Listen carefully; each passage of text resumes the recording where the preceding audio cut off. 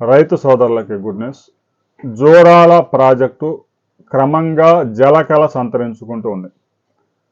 ప్రాజెక్టుకు వరద పోటెత్తకపోయినా కనీస నిల్వలు క్రమంగా పెరుగుతూ ఉన్నాయి.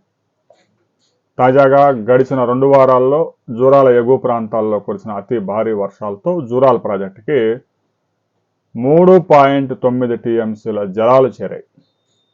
గత ఏడాది కన్నా కూడా కొంచెం బెటర్గా ఉంది పరిస్థితి. అయితే ఎగువ ప్రాంతం నుంచి ఎక్కడో కర్ణాటక అక్కడి నుంచి పెద్దగా వాటర్ రాకపోయినా జూరాల అప్లాండ్లో కొన్ని వర్షాలు ఇటీవల కాలంలో అతి భారీ వర్షాలు నమోదయ్యాయి. ఆ వర్షాలతో జూరాలకి పెద్ద ఎత్తున వరద వచ్చి చేరుతూ ఉంది. క్రమంగా జలమట్టం కూడా పెరుగుతూ ఉంది.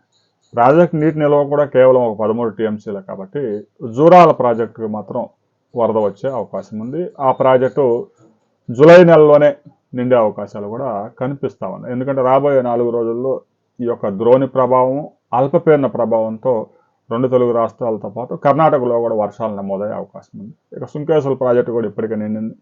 అక్కడి నుంచి ఒక 6,000 క్యూసెక్ల నీరు శ్రీశైలం ప్రాజెక్టు చేరుతూ ఉంది.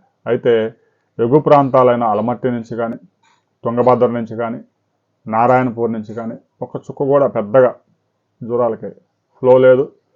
ఇక్కడెక్కడ లోకల్గా పడ్డ వర్షాలు ఇప్పుడిప్పుడే భూమి నుంచి బాగా వేసవి ఎండలకి భూమి అంతా చీలిపోయింది కాబట్టి 7-8 సెంటీమీటర్ల వర్షపాతం నమోదైనా కూడా భూమిలో నుంచి నీళ్ళు కదలడం లేదు. అందువల్ల జూన్లో ఆ భూమి యొక్క వేడి తగ్గడానికి ఆ నీరంతా లాగేస్తూ ఉంటుంది. ఆ తర్వాత ప్రవాహాలు మొదలయ్యే అవకాశం ఉంది. అయితే రాబోయే 4-5 రోజులు చాలా కీలకం. ఈ 4-5 రోజుల్లో మంచి వర్షాలు నమోదైతే జూన్లో లోటు నుంచి బయటపడే అవకాశం ఉంది. దీనికి సంబంధించి 23వ తేదీ నాడు తాజా డేటాతో అప్డేట్ వీడియోలో మళ్ళీ కలుసుకుందాం.